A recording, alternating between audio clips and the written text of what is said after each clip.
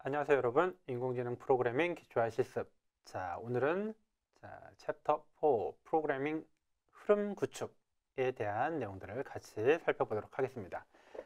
자, 우리가 지난 시간까지 파이썬의 어떤 기본적인 개념들, 그 다음에 데이터 타입들 살펴봤었죠. 그리고 여러 가지 연산자들, 이런 것들을 살펴봤습니다. 그래서 파이썬에서 사용되는 여러 가지 데이터 타입들, 자, 정수형부터 시작해가지고 플롯과 같은 실수들, 스트링 타입들, 이런 어떤 기본적인 형태들 이제 살펴봤었고요. 자, 튜플, 리스트, 자, 그다음에 딕셔너리 등등 어떤 군집화된 그러한 여러 가지 형태의 데이터들, 데이터형들 이런 것들을 쭉 다뤘습니다. 자, 그리고 오퍼레이터들, 자, 여러 가지 연산자들 살펴봤어요. 4층 연산과 관련된 더하기, 빼기, 곱하기, 나누기 등등등.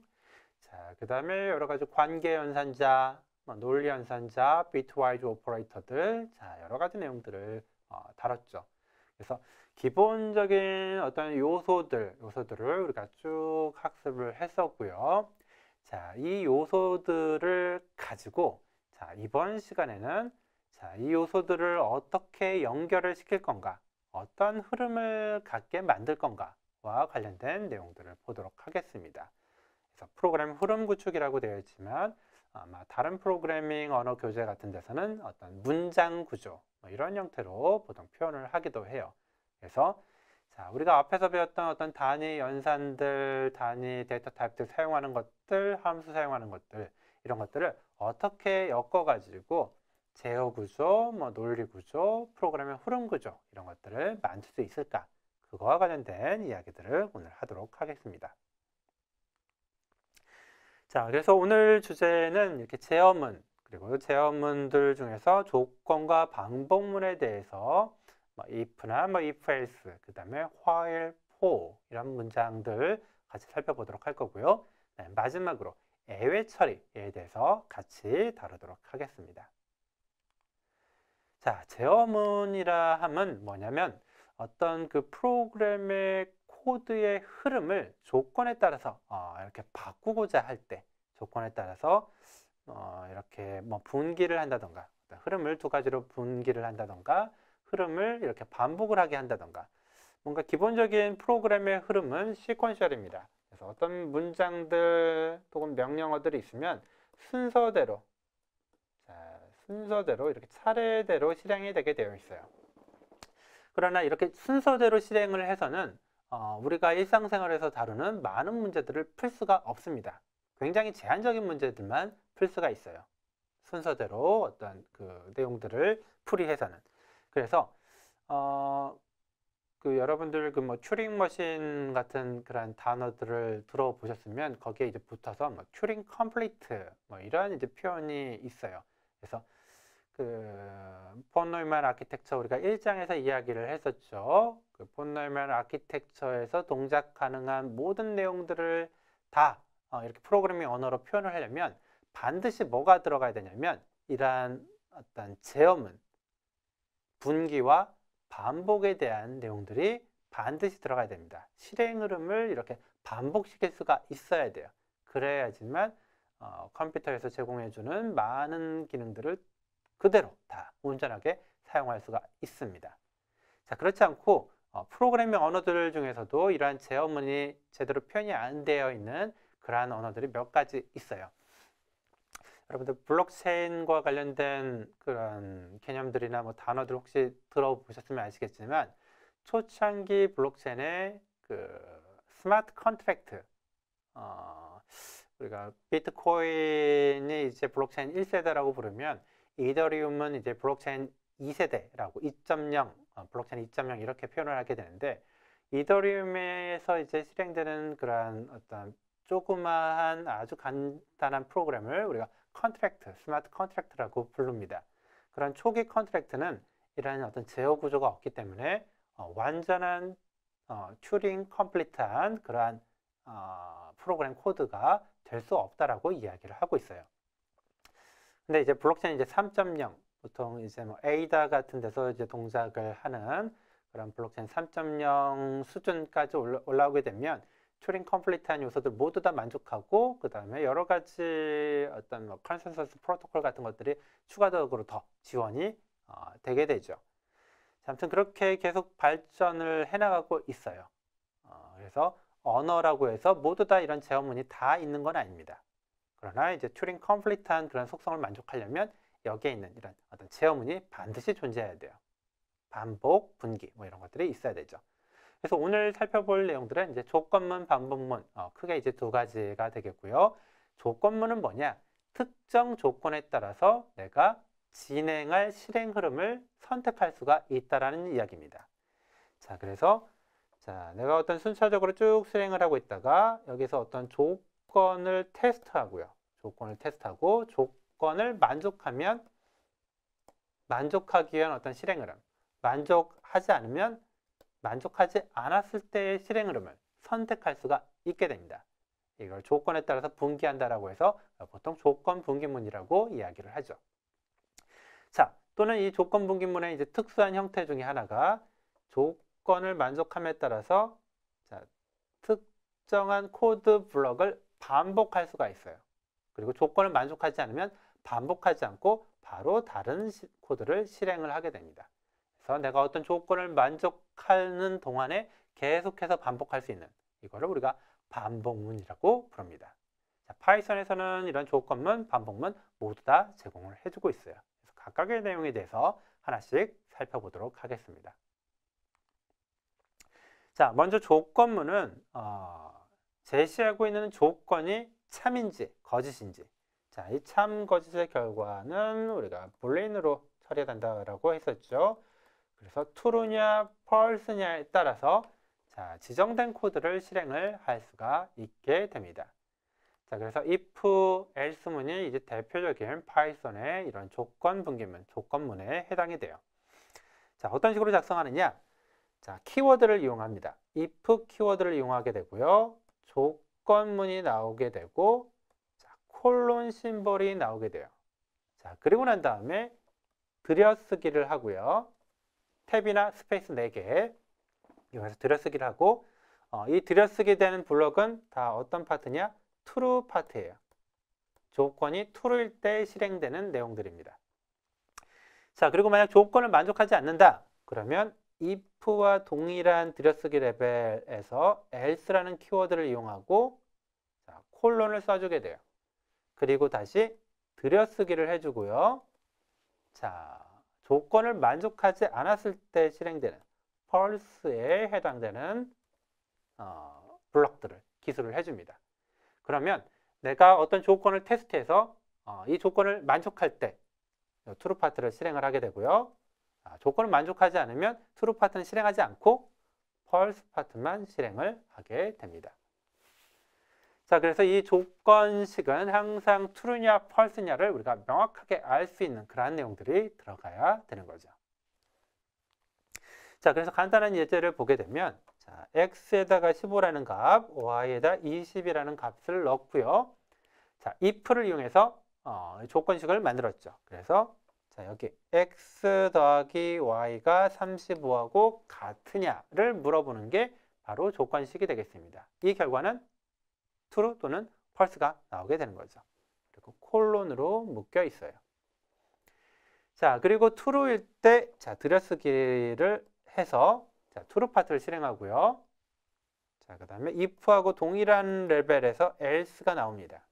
else는 false일 경우에 실행이 돼요.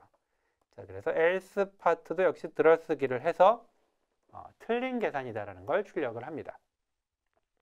자, 그래서 15하고 20이 더해진 결과값이 35냐 테스트를 해서 true면 맞는 계산이다라는 걸 출력을 하고요. false면 틀린 계산이다라는 걸 출력을 하는 거죠. 자, 이 경우는 어떨까요? 참이 되기 때문에 맞는 계산입니다를 출력하게 될 겁니다. 자, 이런 식으로 우리가 아주 간단하게 if 문장을 만들어 볼 수가 있어요. 자, 그리고 이때 주의하셔야 되는 거 제가 계속 강조를 하는 거죠. 들여쓰기. 들여쓰기 중요합니다. 파이썬에서는 들여쓰기를 잘못하게 되면 자, 그 인터프리터가 에러를 내보내 주기도 하고요. 그다음에 내가 의도한 거하고 다르게 실행 결과가 나올 수가 있다.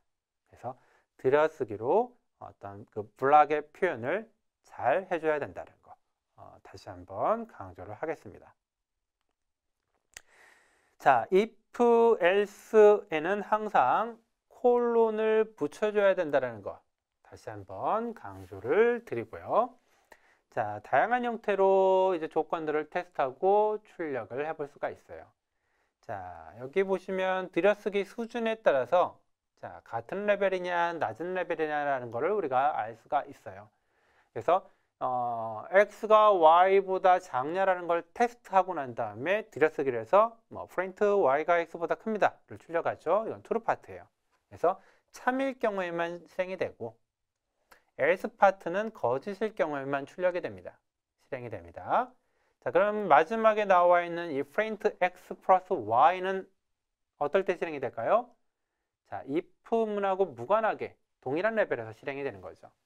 자, 그래서 실행되는 것만 모으게 되면 true일 경우에는 자, 이걸 각각 1번, 자, 2번, 3번이라고 표현을 했을 때 true일 경우에는 1번 다음에 3번이 실행이 될 거고요. false일 경우에는 어떻게 실행이 될까요? 2번 다음에 3번이 실행이 되게 되겠죠. 자, 그래서 이 들여쓰기에 따라서 어떤 범위 수준이 달라진다는 거 주의를 하셔야 돼요. 자, 만약 여러분들 실습해 보세요. 자, 요 3번 문장을 들여쓰기 해서 자, 2번하고 동일한 레벨에서 들여쓰기를 해서 실행을 했다. 그러면 true일 경우에는 자, 1번이 실행이 될 거고요. 자, false일 경우엔 뭐가 실행이 될까요? 2번하고 3번이 실행이 되게 될 겁니다. 들여쓰기를 했다라면. 들여쓰기를 했다라면 이게 같은 블락, 이게 같은 블락이 되는 거죠. 그래서 자, 들여쓰기를 어떻게 하느냐에 따라서 실행되는 결과가 달라지기 때문에 이런 부분들 굉장히 주의하셔야 됩니다. 자, 그래서 들여쓰기 굉장히 주의해야 된다는 거 다시 한번 말씀드리고요. 자, 요 예제 4.3은 이제 에러가 발생하는 예제예요. 자, 왜 예제가 에러가 발생하느냐? 자, if x 테스트했죠. 여기 true false가 나오니까 테스트를 했고 콜론이 들어가기 때문에 자, 여기에는 반드시 들여쓰기가 돼야 되는데 자, 어떤가요? 프린트 문장이 들여쓰기가 되어 있지 않습니다. 자, 따라서 에러가 발생을 하게 돼요. 에러가 발생을 하게 됩니다. 자, 그래서 여기서 어떤 에러가 나오게 되느냐? indentation error라는 게 발생을 하게 되고요. indented block이 나와야 되는데 나오지 않았기 때문에 자, 오류가 나오게 됩니다. 자, 스페이스 탭 이제 여러 가지 이용해 가지고 이제 쓸 수가 있는데 섞어 가지고 쓰는 거는 권장하지 않고요. 스페이스를 치거나 또는 탭을 쓰거나 여러분들의 편한 또는 여러분들의 어떤 그 코딩 그룹의 어떤 규칙에 따라서 사용을 해주시면 좋겠습니다. 자, 그러나 이거를 막 섞어가지고 혼용해가지고 쓰는 건 추천하지 않아요. 여러분들이 스페이스를 쓰게 되면 스페이스를 써가지고만 들여쓰기를 하고 또는 탭을 이용하면 탭만 써가지고 들여쓰기를 할 필요가 있습니다. 자, 그 다음에 이제 여러 가지 연산자를 이용해가지고 사용을 할 수가 있어요. 조건은 항상 그 true냐 false냐 불린의 결과가 나오면 되기 때문에 자, 뭐 크다 작다 이런 것들 비교할 수도 있고요. 뭐 and, or, not 이런 것들 이용할 수도 있고 뭐 in, not in 이런 것들 이용해서도 표현을 할 수가 있습니다. 그래서 항상 맞다, 틀리다 자, 이런 것들 자, 연결되어 있는 그러한 구조면 되겠고요. 그 다음에 내부적으로 그 Short Circuit Evaluation을 이용을 하기 때문에 자, true 또는 false가 어떻게 엮여 있느냐에 따라서 실행되는 결과가 조금 차이가 납니다. 그런 것들 좀 같이 설명을 드릴게요. 자, 여기 이제 hungry를 true로 놓고 money를 5,000으로 넣습니다. 자, 그래서 자, if hungry and money가 뭐 4,000 이상이냐 이런 것들을 이제 묻게 되는데요. 실행되는 걸 보게 되면 자, Hungary 그 다음에 and로 묶여 있고요. 그 다음에 먼저 money가 자, 4,000 이상이냐를 묻게 되는 거죠. 그래서 money가 5,000으로 설정이 되어 있기 때문에 이게 어떻게 됩니까? true가 되고요. 그 다음에 hungary가 어떻게 되나요? true가 되고요. 두 개가 자, and로 묶여 있습니다. true and true니까 그 결과는 자, true겠죠. 자, 그래서 식당을 간다라는 게 출력이 되는데 자, 이게 이제 short circuit evaluation하고 엮이게 되면 꼭 모든 내용들을 모두 다 테스트를 하지 않습니다. 자, 가령 자, Hungary or 자, money 자, 4,000 자, 이런 그 테스트문이 있다라고 했을 때 자, 헝그리가 true면 첫 번째 왼쪽에서부터 오른쪽으로 계산을 해나가면서 헝그리가 true다라는 걸 알게 돼요. 자, 헝그리가 true다라는 걸 알고 그 다음에 오어 연산이 나오게 됩니다. 자, 근데 오어 연산의 특징은 뭐죠? 오어 연산은 자, 내가 테스트하고자 하는 어떤 그 대상이 있을 때 하나만 true여도 전체식이 true가 되게 되죠. 자, 그래서 자, 이게 true다라는 걸 알면 뒤쪽 거를 테스트를 안 합니다. 뒤의 내용을 테스트를 안 해요. 뒤의 내용을 테스트를 안 하고 이 전체식이 바로 true가 되게 되는 거예요. 자, 만약 AND 연산이라면 AND 연산은 어떤가요? 양쪽이 모두 다 true여야지만 결과가 true가 되는 거죠. 그래서 하나라도 false가 나오게 되면 만약 자, 이게 Hungary 테스트하는 거고 and로 테스트하는 거고 그 다음에 money를 테스트하는 건데 이 Hungary 테스트가 false가 나오게 되면 money에 대한 테스트를 하질 않습니다. 그냥 false가 되는 거예요. 자, 그래서 앞쪽에서 미리 어떤 계산을 해서 전체 식의 결과가 확정이 된다면 그 다음의 식을 계산 안 하는 이런 방식을 우리가 short circuit evaluation이라고 이야기를 하는데 자, 이거를 여러분들이 if else를 보실 때 또는 이제 뭐 while이나 for 같은 걸 보실 때 주의하셔야 되는 게 자, 만약 조건을 테스트하는 데서 어떤 값의 변화를 주는 오퍼레이터들 또는 값의 변화를 주는 어떤 연산식이 들어가 있게 되면 자, 이때 문제가 생길 수가 있어요. 여러분들이 의도했던 거하고 조금 다르게 받아들여지거나 혹은 여러분들이 의도했던 거하고 다른 실행 결과가 나올 수가 있습니다.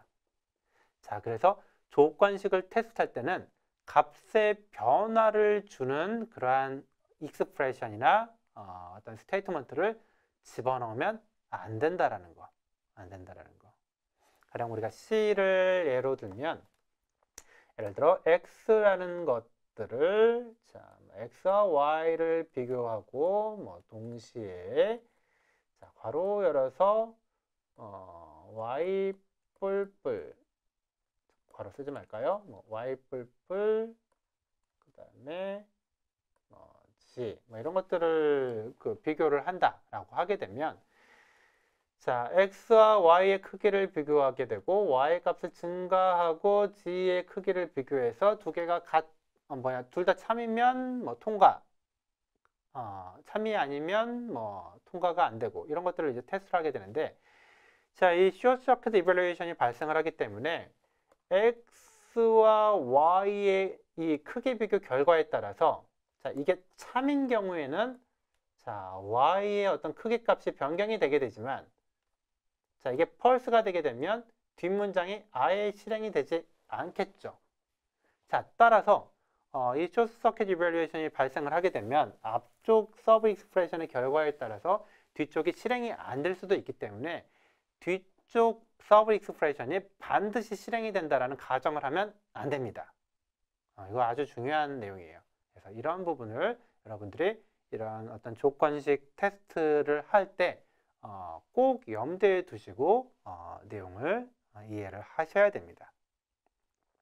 중요한 부분입니다. 내가 작성한 코드가 실행이 안 될 수도 있다. 그래서 반드시 실행이 된다라고 가정을 하면 안 된다. 이 short circuit evaluation 때문에. 자, 그 다음에 이제 pass라는 명령어가 있는데요. 이 pass라는 명령어는 자, 내가 어떤 그 특정한 작업을 실행 안 하고 싶어요. 아무런 작업을 안 하고 뭔가 넘겨주고 싶다. 그럴 때 사용하는 명령어가 바로 pass입니다. 자, 그래서 자, 내가 그 if를 테스트를 하고 x 조건에 따라서 뭔가 작업을 하고 싶은데 사실 x가 참일 때는 아무 일을 하고 싶지 않아요. 아무 일을 하고 싶지 않고 그러면 바로 그냥 else를 쓰고 거짓일 때만 뭔가 이제 작업을 하고 싶다. 자, 이런 경우가 있다라면 자, 이 true 파트를 빈 공백으로 빈 줄로 놔둘 수가 있느냐? 놔둘 수가 없습니다. 파이썬에서 이게 안 돼요. 그래서 빈 줄로 놔두면 안 되고 이렇게 아무 일도 하고 싶지 않을 때 뭘 쓰느냐? 자, pass라는 키워드를 사용을 하게 됩니다. 그래서 pass라고 쓰여 있으면 아무 일 하지 않고 true 파트는 그냥 넘어가게 됩니다. 자, 그리고 else 파트일 때만 일을 하게 되죠. 그래서 그냥 비워둘 수는 없고 자, 특정한 일을 안 하고 싶다. 아무 일도 안 하고 싶다. 그럴 때는 이렇게 pass를 반드시 써줘야 된다. 라는 거 알아주시면 되겠고요. 자, 그 다음에 elif라고 해가지고 else if를 이제 여러 개를 테스트를 하고 싶은 거예요. 조건식을 하나를 테스트하고 참이냐 거짓이냐 테스트를 했어요. 근데 다음 조건도 계속 내가 테스트를 하고 싶어. 그래서 여러 조건을 테스트를 하고 싶을 때 바로 elif를 이용을 하게 됩니다. 그래서 아까는 자, if 조건식 들어가게 되고 자, 그 다음에 else 자, 그래서 true일 경우, false일 경우 이렇게 두 가지 선택 조건이 있었다라면 자, elif를 이용하게 되면 여러 개의 조건을 테스트할 수가 있어요. 그래서 구조는 if가 나오고 조건식 나오고 콜론 자, 그 다음에 else 대신 elif가 나옵니다.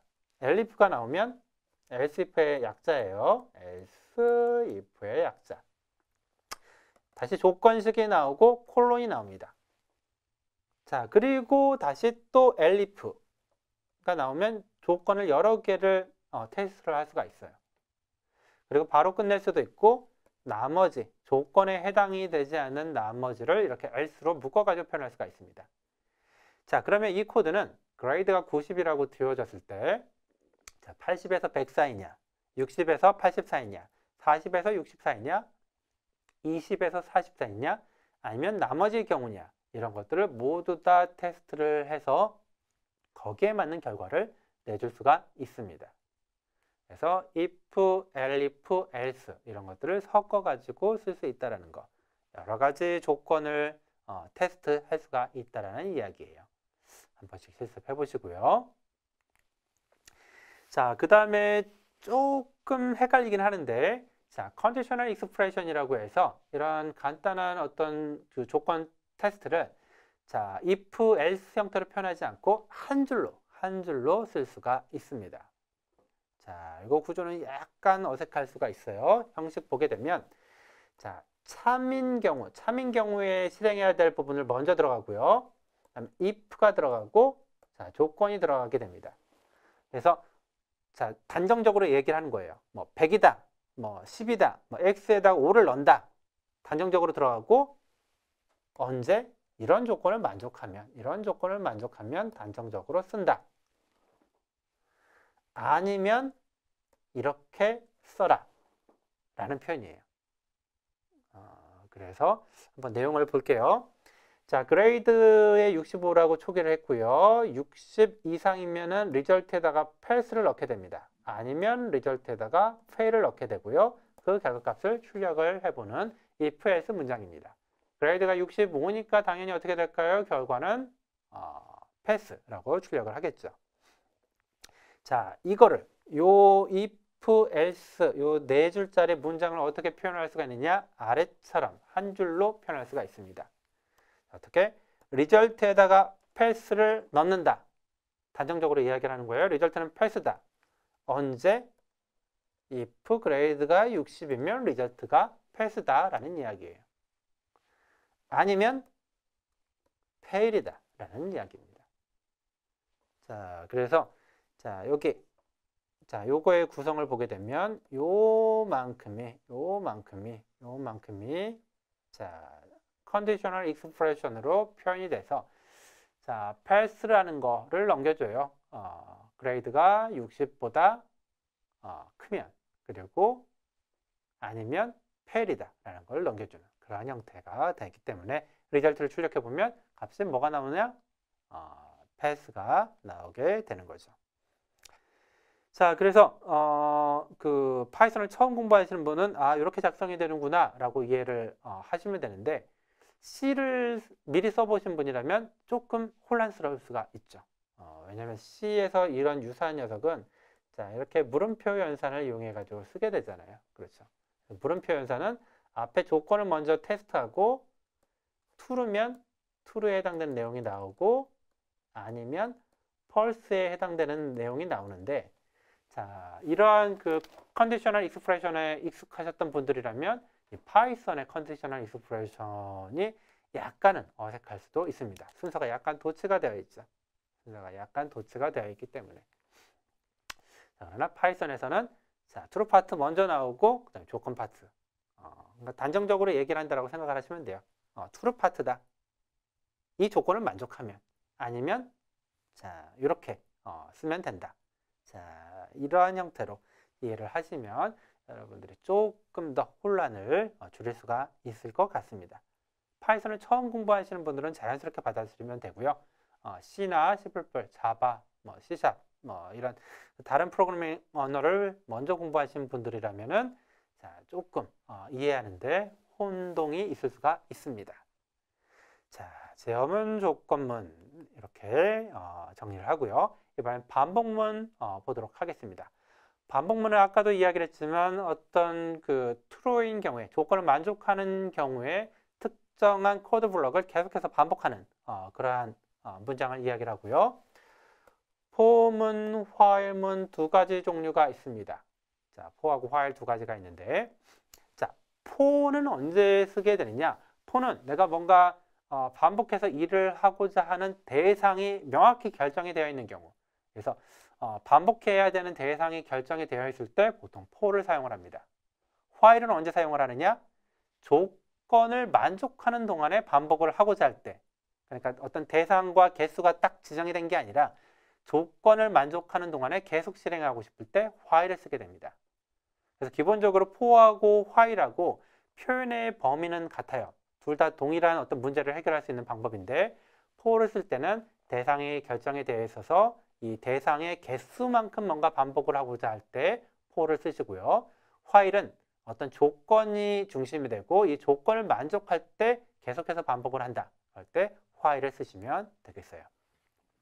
자, for의 표현식입니다. for라는 키워드가 먼저 나오고요. 그 다음에 어떤 이제 variable이 선언이 되는데, 이 variable은 for의 블럭에서 활용이 되는 그러한 변수입니다. 그리고 in이 쓰이고요. 자, 어떤 그 list 또는 aggregate 여러 개의 어떤 원소들이 나오게 돼요. 그래서 이 원소들의 어떤 원소의 개수만큼 내가 for를 보통 이제 반복을 할 때 사용을 하게 되고요. 자, 그때 원소를 하나씩 가져와서 이 variable에 넣어서 처리를 하게 됩니다. 자, for를 만약 쓰지 않는다 그러면 예제 4.9처럼 내가 어떤 리스트에 3개의 원소가 있고 이 3개의 원소를 각각 다 출력하고 싶으면 0번 원소, 1번 원소, 2번 원소를 하나씩 가져다가 출력을 해야 될 거예요. 자, 이 예제 4.9처럼.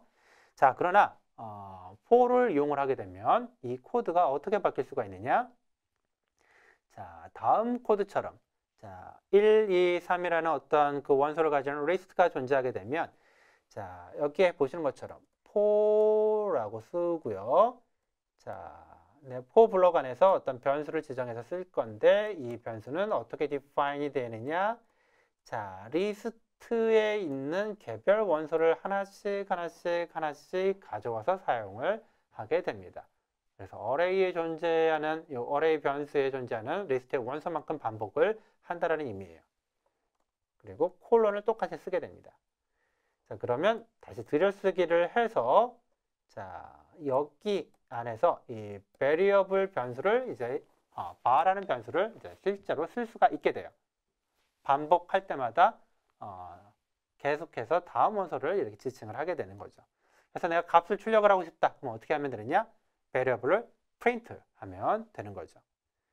자, 그럼 반복할 때마다 이 variable은 1이라는 값을 가졌다가 그 다음 반복에는 2라는 값을 가졌다가 그 다음 반복에는 3이라는 값을 가지고 그리고 다시 반복을 하려다가 이제 원소가 더 이상 없기 때문에 어떻게 되느냐? for loop를 빠져나오게 됩니다.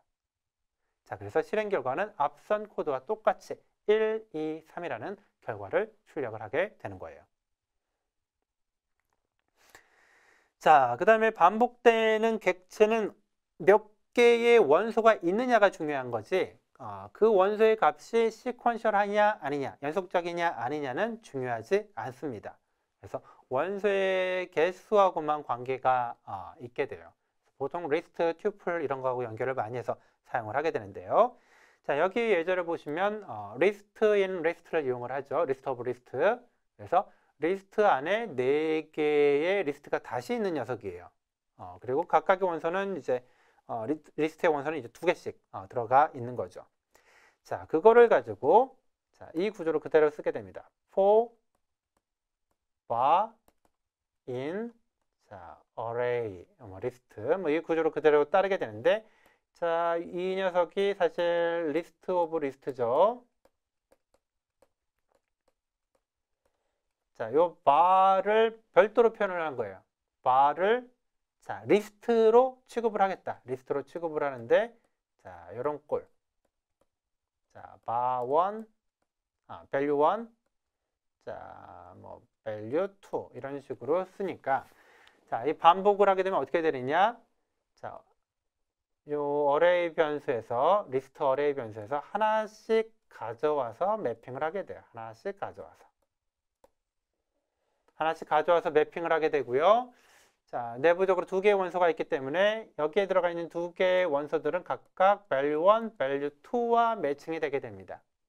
그러면 이 value1, value2를 for 블록 안에서 가져다가 쓸 수가 있는 거예요.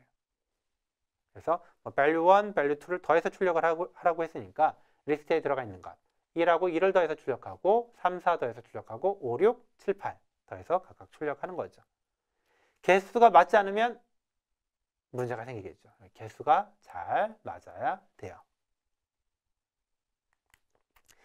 자, 그 다음에 range 펑션을 이용해서 우리가 range 펑션 지난 시간에 그 튜플 만들 때 사용을 했어요. 임의의 범위를 이렇게 쭉 만들어주는 그런 역할을 했었죠. 그래서 0에서부터 뭐 10까지 만들기도 하고 시작값, 끝값 이용할 수도 있고 뭐 증감 얼마나 할 수 있느냐 이런 것들도 만들어주는데 자, 이거를 이용해서 range를 이용해서 for를 조금 더 쉽게 쓸 수가 있습니다. 자, 그래서 여기 보신 것처럼 for variable in range 그래서 시작값, 끝값, 증가값 넣을 수도 있고 끝값만 넣을 수도 있고 시작급 이렇게 여러 가지 variation 이용해 가지고 넣을 수가 있습니다. 그래서 내가 만약 10번 반복을 하고 싶어.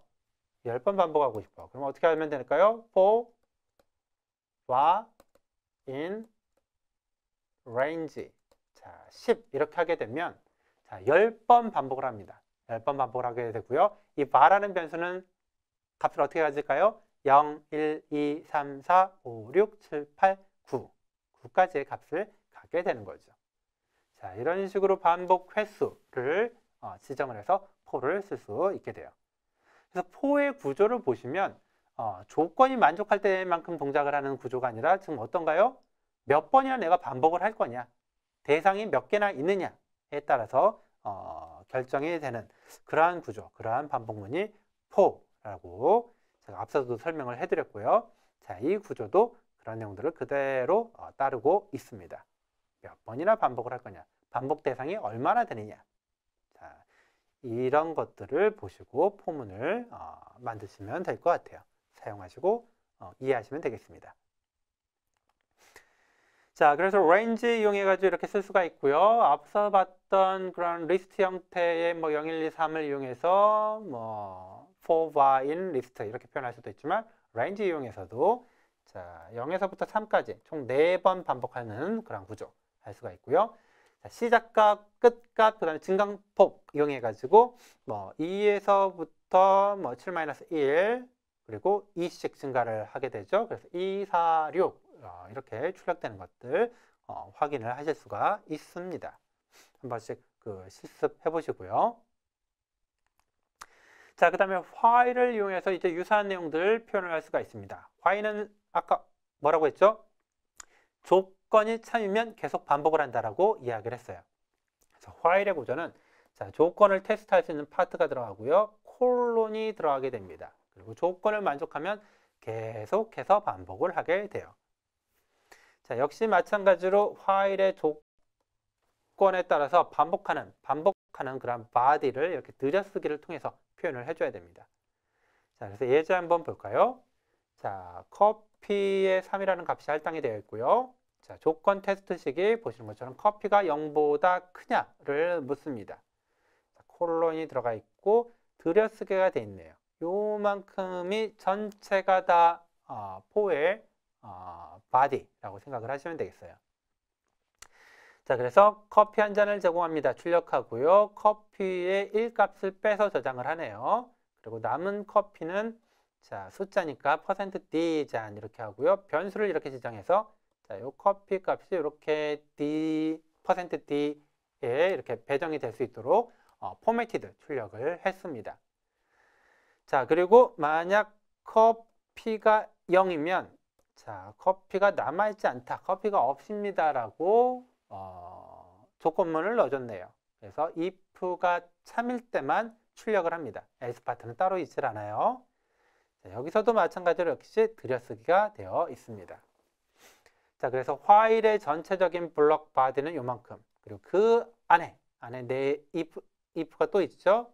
if의 true 파트를 표현하기 위해서 또다시 nesting 되어 있는 그러한 구조라는 거 여러분들 이해하실 필요가 있어요.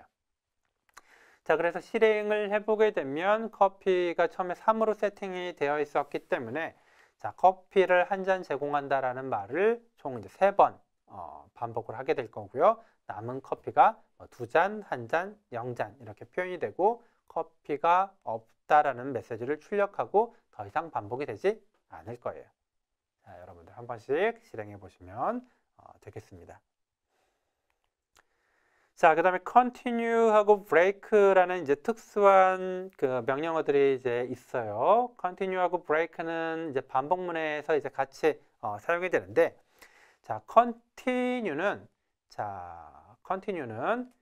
자, 진행 중인 어떤 반복이 있을 때, 자, continue를 만나게 되면 그 밑에 내용을 실행하지 않고 다시 반복을 테스트하게 됩니다. 그 다음 반복을 진행을 하게 돼요.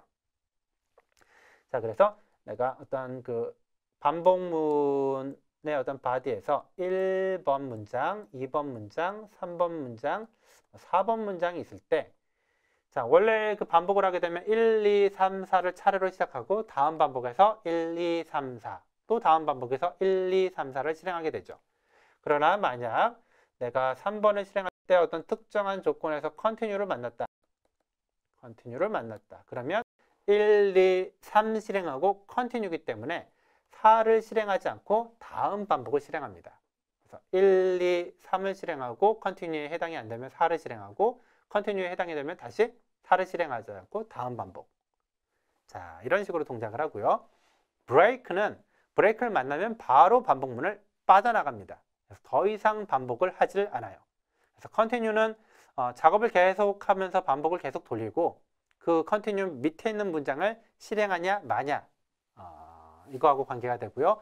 break를 만나면 바로 반복문을 빠져나갑니다. 자, 그래서 예제 4.16, 4.17 각각 continue와 break 사용 예가 있는데 여러분들 한 번씩 실행을 해보시면서 continue는 뭐 이렇게 동작을 하는구나, 반복을 계속 하는구나, break는 반복을 더 이상 하지는 않는구나, 이런 차이점들을 이해하시면 좋겠어요. 자, 그 다음에 연습 문제 4.1, 4.2, 그 다음에 다음 페이지에도 여러 가지 연습 문제가 있는데 이런 것들은 여러분들 우리 실습 시간, 그 다음에 여러분들 별도의 학습 복습 시간에서 활용을 하시면 좋겠습니다. 어렵지 않은 문제고요. 자, 이 강좌가 아마 그 이론 동영상 강의, 그 다음에 실습 강의도 이제 별도로 이제 제공이 될 수가 있기 때문에 자, 이런 내용들 여러분들 한 번씩 이렇게 살펴보면서 문제를 해결하시면 좋을 것 같아요. 앞에서 배웠던 내용들을 그대로 이렇게 복귀하면서 포문, 화해문의 이제 특징들을 이해하는 내용들, 그 다음에 전 시간에 배웠던 이제 딕셔너리를 이용해서 자, 포문을 이용해서 조금 더 심플하게 코드를 만들어내는 그런 내용들. 자, 그 다음에 화해문의 이제 특징들을 이해를 하면서 화해문의 특징을 이해하면서 어떤 문제를 해결하는 그런 방법들. 자, 이러한 내용들을 하나씩 살펴보시면 될 것 같습니다. 자, 우리는 그 다음 내용, 이제 예외 처리 같이 살펴보도록 할게요. 자, 예외 처리는 프로그램이 실행되는 과정에서 굉장히 많은 일들이 이제 생기게 되는데 의도치 않게 오류가 발생을 하게 되고 계산이 불가능하게 되는 그런 일들이 생길 수가 있습니다. 이럴 때 예외 처리를 하지 않게 되면 프로그램은 거기서 바로 멈추게 돼요. 자, 그러면 상당히 좀 난처한 일들이 많이 생길 수가 있는데, 가령 내가 어떤 파일을 열어서 작업을 하고 그걸 다시 이제 세이브를 하고 싶은 그런 코드를 만들었다라고 생각을 하죠. 그리고 이게 한 100시간 동안 막 동작을 해야 돼요.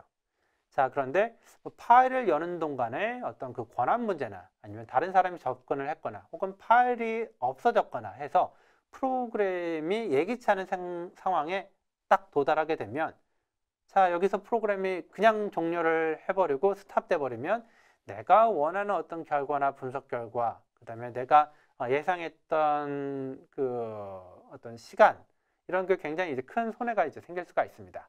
그럴 때 만약 내가 적절한 예외 처리, 파일 이름이 없다라면 파일을 열라고 했는데 파일 이름이 없다?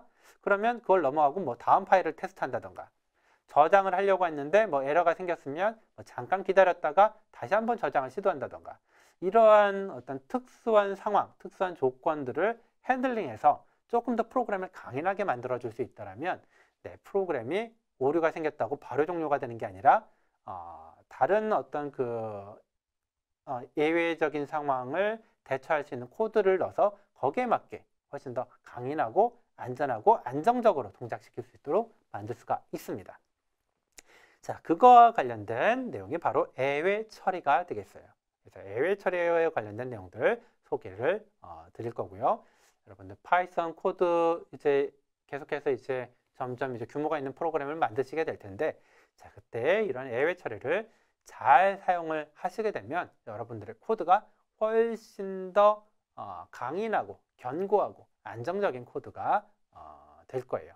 그래서 에러를 만든다고 해가지고 그냥 종료되는 게 아니라 적절하게 후처리 작업을 하고 종료를 한다던가, 혹은 에러를 만나더라도 그 에러를 스킵하고 다음 작업을 진행할 수 있도록 만들어주는 코드가 바로 예외 처리 코드라고 보시면 되겠습니다. 자, 한번 볼까요? 자, 먼저 x에 이렇게 3이라고 할당을 했고, 그 다음 내용을 보게 되면 g라는 변수에다가 w 더하기 x를 한 값을 넣으라고 했는데, 자, 이거 기본적으로 에러가 발생을 합니다. 왜? w에 대한 정의가 없었기 때문에, 정의를 하지 않았기 때문에, 자, x는 3이라는 값을 가져올 거고, 자, w라는 값을 이렇게 가져와야 되는데 가져올 수 있는 방법이 없죠. 그래서 바로 에러가 발생을 하게 돼요. 그래서 이거는 코드의 이제 미스이고 여기서 이제 스톱이 되게 되는 거죠. 그럼 우리가 이제 앞서서 이제 살펴봤던 그런 연산자하고 연결을 해보면은 내가 어떤 특정한 값으로 계속 나눠가지고 뭔가 계산을 하고 싶어요. x의 값도 달라지고 y의 값도 달라진다라고 했을 때, 자, 이 y가 어느 순간에 0이 돼버리면 잘 실행이 되다가 0이 되는 순간 프로그램이 멈추게 되겠죠. 에러를 발생을 하기 때문에. 자, 이런 일이 안 생기게 되려면 y가 0이 될 때 뭔가 내가 이런 예외 처리를 해서 적절한 어떤 처리를 해주고 싶을 때 이런 예외 처리 코드가 필요해집니다. 자, 어떤 식으로 예외 처리를 하게 되느냐? try하고 except라는 그러한 이제 특수한 키워드 심볼을 이용을 하게 돼요. 자, 그래서 try 콜론이 들어가게 되면 뭐 for나 뭐 while, if 이런 거하고 비슷하게 자, 테스트하기 위한 블럭을 지정을 해주게 됩니다. 들어쓰기로 지정을 해주고요. 자, 여기서 뭔가 이제 테스트를 해보고 예외가 발생하면 자, 그때 예외 처리를 위한 코드를 except 블럭에다가 넣어주게 됩니다. 자, 그래서 try는 내가 실행을 해보자 하는 코드들을 쭉 기술을 하게 돼요. 예외가 안 생기면 except 코드는 실행이 안 됩니다. 자, 그러나 만약 그 실행 코드, try 블럭에 있는 코드에서 뭔가 작업을 하다가 문제가 생기게 되면 except 코드가 실행이 되게 돼요. 자, 그래서 요 앞선 예제 코드를 그대로 가져오게 되면 x에 3을 할당하고 그 다음에 g에 w 플러스 x를 하게 되고 print g를 하는 요 코드가 그대로 테스트 코드예요. 그래서 앞선 샘플에서는 w가 define이 안 되어 있으면 여기서 바로 에러를 출력을 했지만 자, w가 define이 안 되어 있더라도 이게 try 블럭 안에 들어있기 때문에 에러 핸들러를 찾게 됩니다.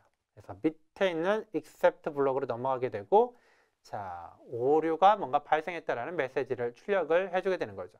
그리고 프로그램이 멈추질 않고 그 다음 코드를 또 실행을 할 수가 있어요. 자, 그래서 이 try 블럭에서 굉장히 다양한 종류의 에러들을 핸들링 할 수가 있는데 아까 얘기한 것처럼 뭔가 파일을 연다던가 파일에 세이브를 한다던가 내가 특정한 자원에 액세스를 한다던가 또는 뭐 0으로 나눌 수 있는 내용들 혹은 뭐 어떤 객체를 참조했는데 이 객체가 널인지 아닌지 이러한 여러 가지 케이스들을 좀 예외적인 상황을 핸들링할 수 있는 코드로 만들어 놓게 되면 프로그램이 문제가 생긴다고 해가지고 바로 다운이 되는 게 아니라 다음 작업들을 차례대로 처리할 수 있게 됩니다. 자, 그 다음에 finally라는 이제 특수한 녀석이 있게 되는데 이 finally는 뭐냐? 아까 우리가 try가 있었고요. try 블럭에서 예외가 발생할 수 있는 그런 코드를 실행한다라고 했었죠. 자, 그리고 예외가 발생하게 되면 자, except 블럭이 동작을 한다라고 했었어요. 예외가 발생하게 되지 않으면 except 블럭은 동작하지 않죠.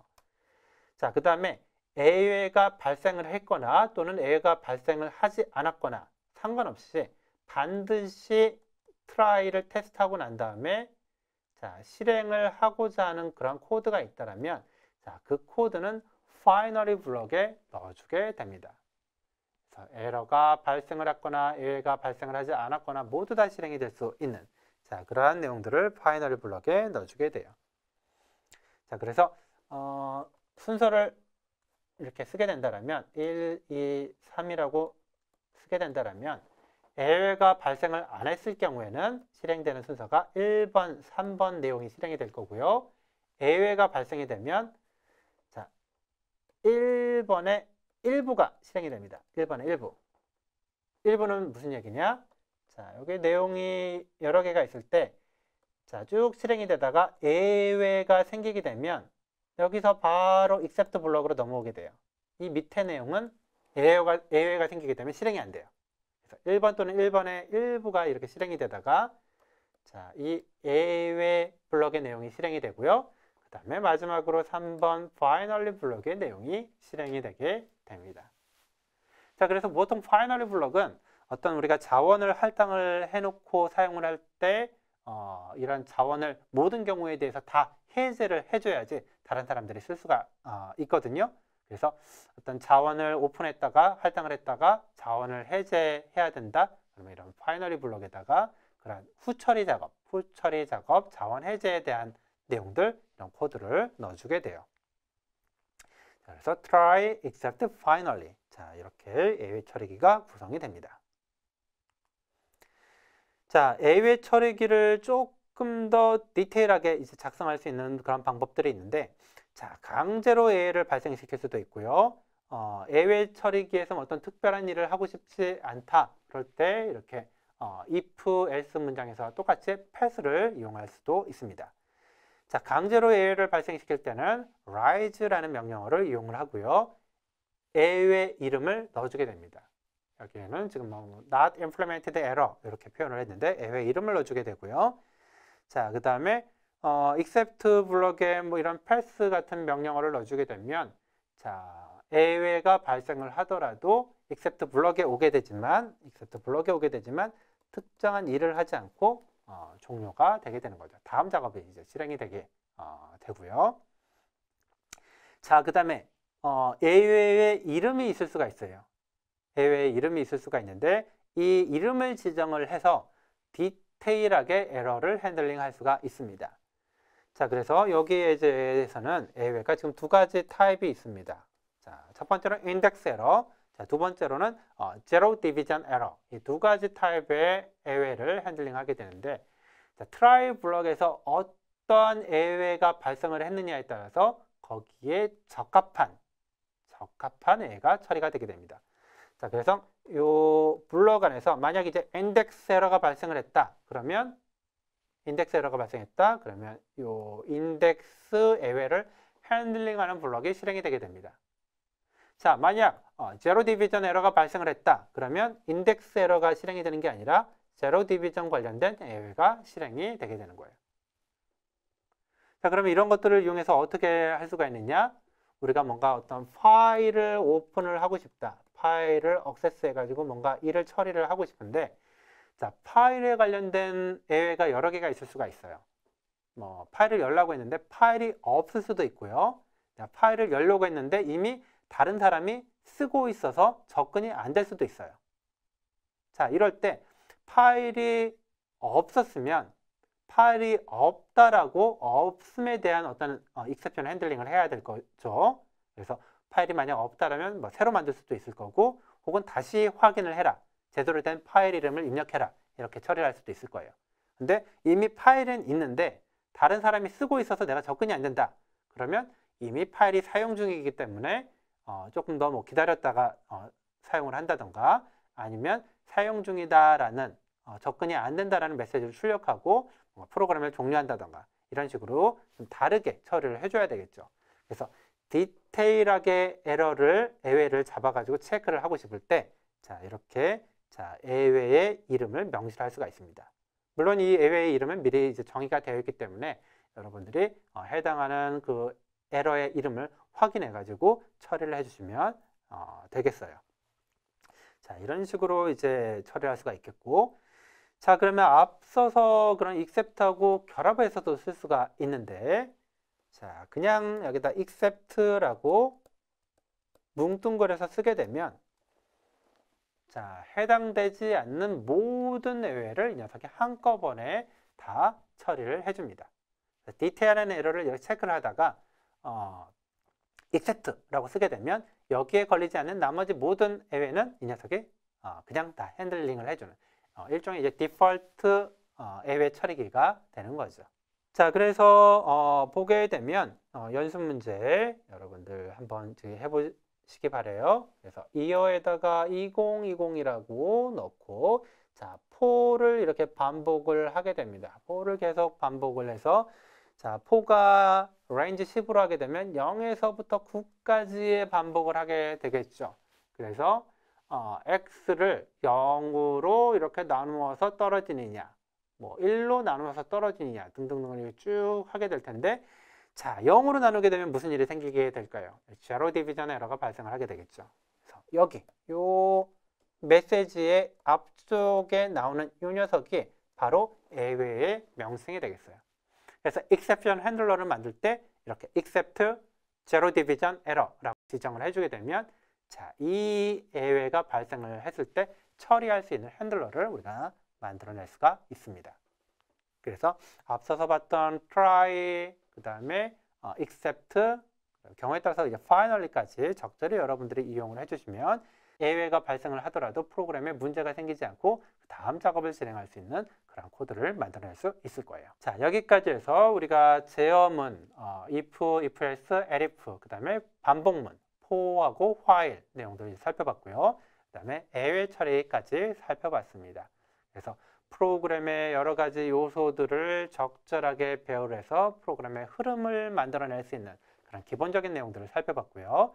다음 시간에는 그 다음에 좀 더 복잡한 여러 가지 코드를 뭉치고 합치고 적절하게 분리를 하기 위한 그런 내용들 살펴보도록 하겠습니다. 자, 강의 들으시느라 수고 많았고요. 다음 시간에 다시 뵙도록 하겠습니다.